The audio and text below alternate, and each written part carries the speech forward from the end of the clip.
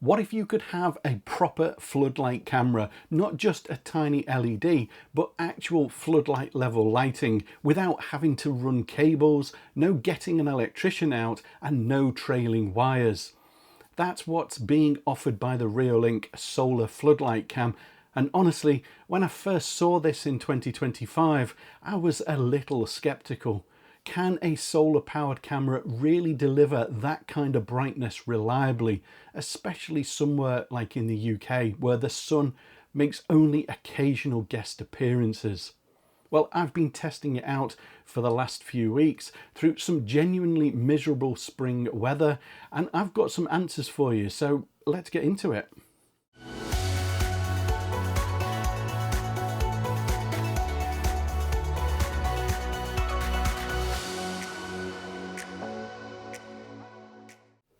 Hey everyone, my name's Simon and welcome to Bite of Geek, a channel that's all about home assistant and smart home technology.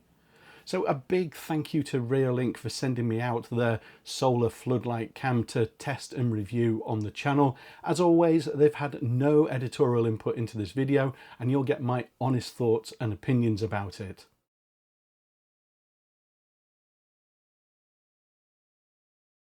Inside the box then, and we have our instruction and security window sticker pack. Under that we have the camera itself, and under that we then have a couple of boxes of accessories. In the instruction pack we have our camera mount wrench and then some warranty information and our window sticker. In the accessories boxes we have a USB cable and some fixings, and then in the second box we have the camera mount itself. The camera has an all-white body with these two adjustable floodlights either side of it.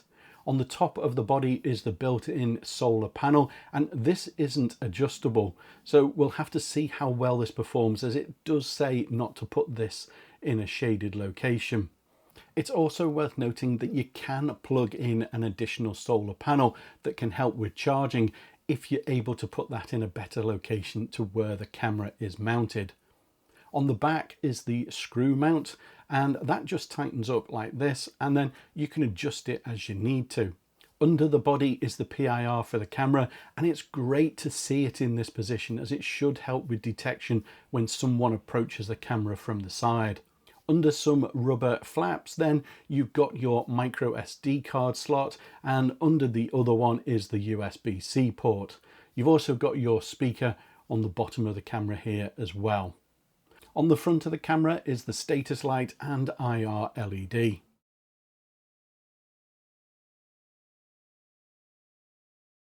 Setting the camera up is simplicity itself. Just plug in the USB cable, and I already have the Reolink app installed, so I'm just going to add the camera as a new device to the Reolink Home Hub. And to do that, I just need to scan the QR code on the camera and then just have the camera scan the QR code displayed in the app, and then just give it a few details about where it's located and what I want to call the camera. And as you can see here, it's all set up and there's minimal delay on the footage, with about 1 second as I wave my fingers backwards and forwards over the lens.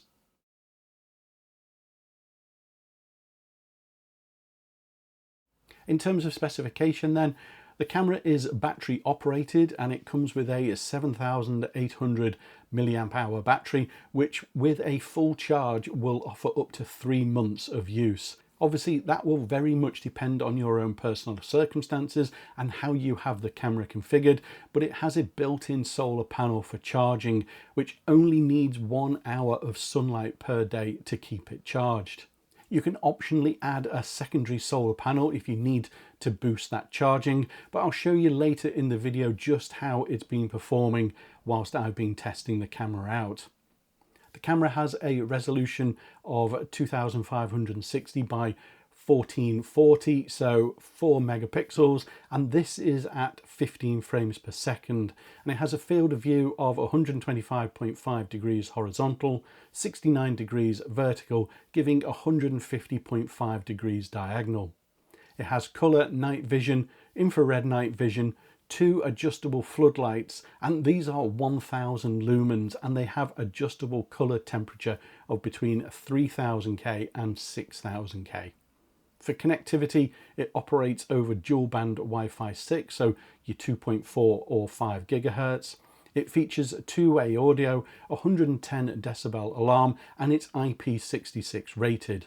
In terms of storage, you have 512 gigabytes of local storage via a micro SD card, or alternatively, you can connect it to the Reolink Home Hub or the cloud storage option.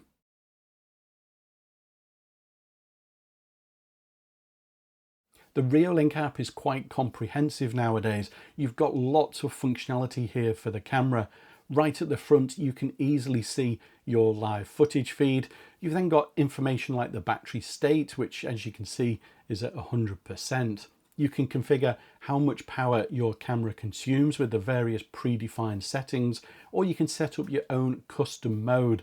I've also turned on the calculation to see how busy the camera has been since I've been testing it, with the red bars being higher than 20 minutes worth of usage per day. And a nice feature here is that you can quickly see whether it's charging with this little sun icon next to the battery indicator. So you can see that even though the battery is at 100%, it is still keeping a charge. Elsewhere in the app, we can configure the camera display so you can hide graphics or move them around, add watermarks, show the boxes around the movement that the camera sees, change the brightness, all that kind of stuff that you would expect to see. You can add a privacy mask, which is particularly handy if your camera might overlook a neighbour's property. You have your audio settings, so being able to record and adjust the two-way audio. You can adjust the lighting settings, so I know some people would prefer their camera to be not so obvious when it's in place. Well, you can turn off the status LED and the infrared lights, and you can change the brightness and color temperature of the floodlights as well.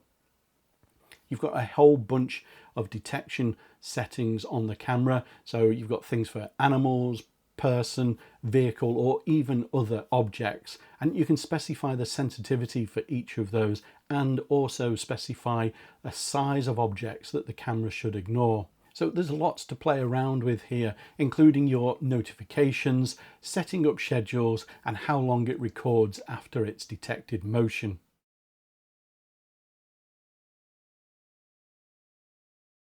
I set the solar floodlight cam up in my back garden, and I've got some footage of that for you now. But if you enjoy this kind of smart home content, then why not hit the like button and subscribe to the channel so that you don't miss my next video. So as usual, I've got my eye test chart footage, and this chart is just printed on an A4 sheet of paper, and I'm starting at about 18 feet away from the camera. And for a 2K camera, this is good quality and right where you would expect it to be. I've also got some nighttime footage, and it wasn't totally dark when I recorded this. However, you can see what the camera is seeing, and in the inset footage you can see what my mobile camera is seeing as well. And those floodlights are doing a really good job, as you can see the difference in the lit area when they turn off at the end. Next, and I'm just testing how well the notifications work with the camera, and as you can see the camera has picked me up, and it took about 5 seconds for the notification to come through to my phone. On a second attempt it was 3 seconds this time, so not as fast as I have seen with wired Reolink cameras, but still very quick. I then repositioned the camera and approached it from a different direction, and again the notification was about 4 seconds to come through. I tried going past it again, this time going quite a bit quicker, and I've just about gone past the camera by the time the notifications come through. So in all the testing I did, the camera always picked me up and started recording before the notification arrived. It's also worth noting that because the PIR is in the base of the camera rather than the front, then it picks you up even when approaching it from the opposite direction to the camera.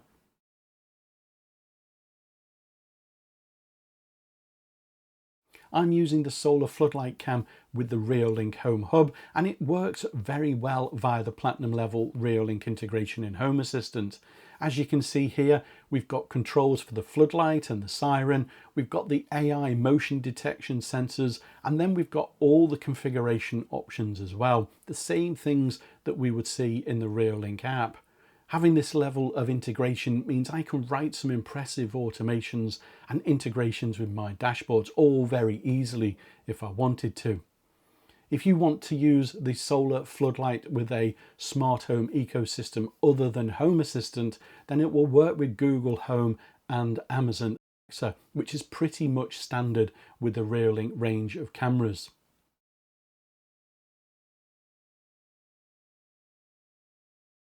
Now, I just want to talk about the charging of the camera via the solar panel. I've seen plenty of discussions over the years about how well cameras do or don't charge with the panels that they come with, especially if it's somewhere like the UK, for example, where we might get more cloudy, dull days than sunny ones. So it's spring in the UK right now, and we generally get a mix of cloudy, rainy days with the odd sunny spells in between.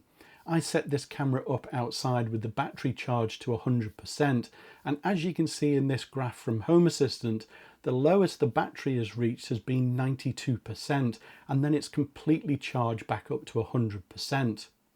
You can also see in the graph from the mobile app how busy the camera has been in picking up any movement. Some days have been busier than others, but it still manages to fully charge the battery.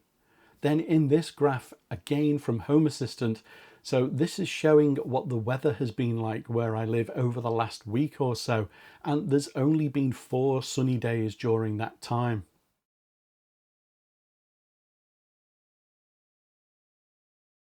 So what do I think about the Reolink Solar Floodlight Cam then?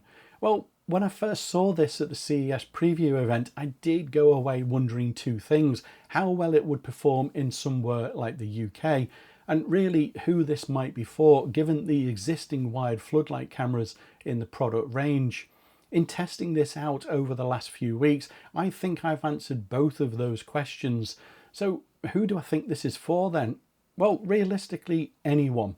But some use cases would be if you wanted to put a floodlight over a doorway, or maybe you've got a garage and a small driveway leading onto a main road, quite a common thing in the UK, then it's perfect for there.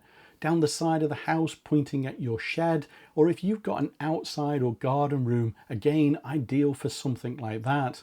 It's a super easy camera to set up with no trailing wires, so you don't need a load of DIY skills to install this, and you can be up and running with it in less than 10 minutes.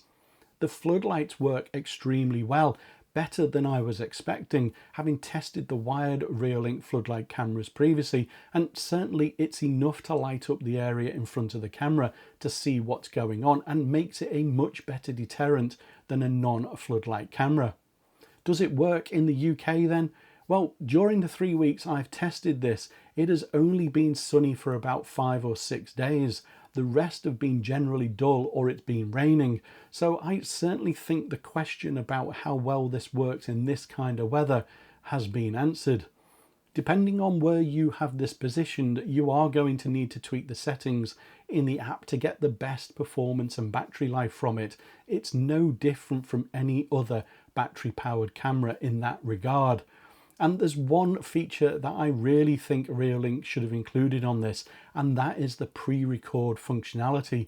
It works so well on their other cameras that it's a shame that it's not here on this one, especially when you can attach a secondary solar panel if you find that feature draining the battery too quickly. If you've been wanting a floodlight camera with good quality footage but didn't want to go to the effort and cost of running wires around your house, then this is a great solution to that problem.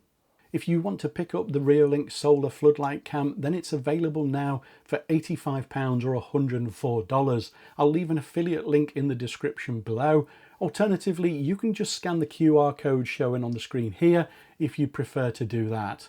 If you found this video helpful, then I'd appreciate a thumbs up, and why not subscribe to the channel for more smart home content like this.